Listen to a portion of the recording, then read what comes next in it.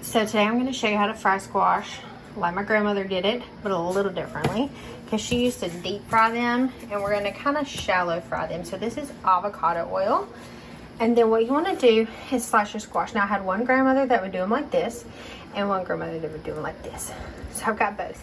What you want to do is salt and pepper them and let them sit for a few minutes while we make our batter. She would do it in a paper bag, but I don't have a paper bag big enough, so we're just gonna use a plastic baggie.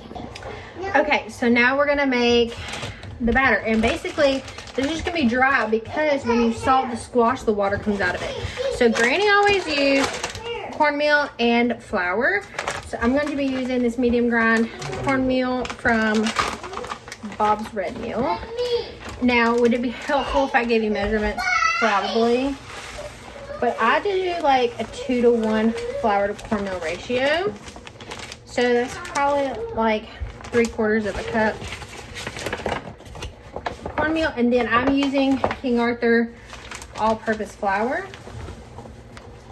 I'm going about 1.5 cups. So I'm just got some cornmeal. You basically want the cornmeal for color and texture, and then you can salt and pepper this as well. It's what I like to do because these squash can handle some salt. So I'm gonna use about a teaspoon of salt in there, and you can add any other seasonings that you like, garlic powder, onion powder.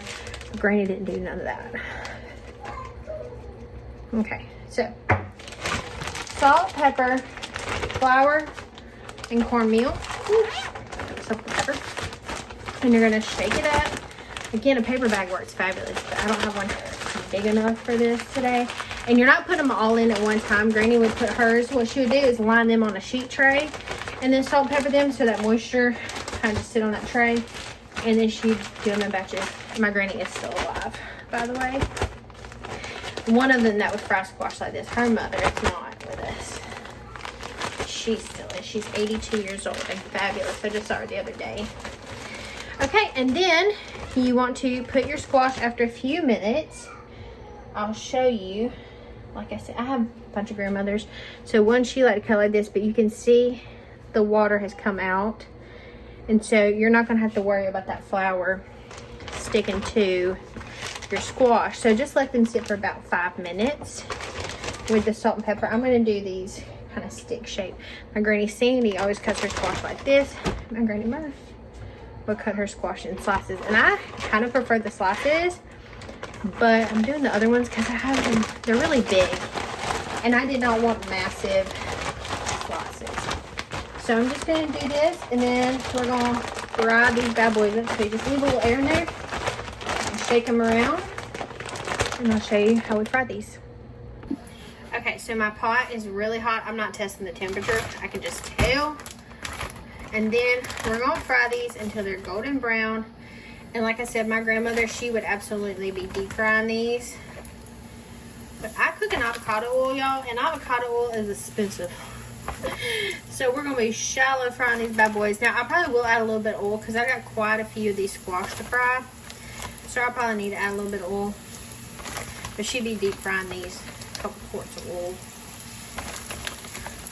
But I prefer to cook with avocado oil these days, so I'm not it wouldn't be a waste, but I'm not spending $10 on avocado oil just to fry some squash. It's about $2 or $3 right here. So you're just gonna crisp them on one side, so they're good and golden. I might could use a little more oil for the next batch. I'll probably add a little more. Don't want to overcrowd your pan too much. You can use a smaller pan and have to use less oil, but you have to use a bunch of batches. Alright, see if we can sneak one more in there somewhere. And the thing is, the more these you fry, the darker your oil is going to get, and the faster they're going to brown. This first batch is going to take a while to really get a good brown color on them. Next couple batches won't take quite so long, so you will have to watch those a little more closely this batch. Now Granny would let these cool on a paper towel, but I got myself a nice little wire rack, and then you just add a little more salt right on the top of those hot fresh squash. We'll give them a taste test in a minute. So this is the first batch, and I'll show you what we're looking like towards the end here. Okay, so I'm about done frying, but I have this much flour mixture left.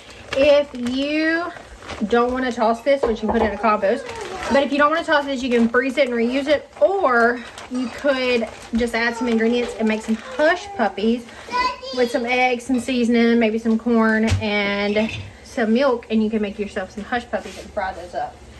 But we got, and I want to show you what I mean as they get darker as they go along. So these are the beginning, and then they get darker because you got that cornmeal and flour in the bottom that kind of settle. But my grandmother, she used to do the slices, and these are also not the yellow straight or crooked neck, which is what she would fry. These are red picante, so they're a little bit different.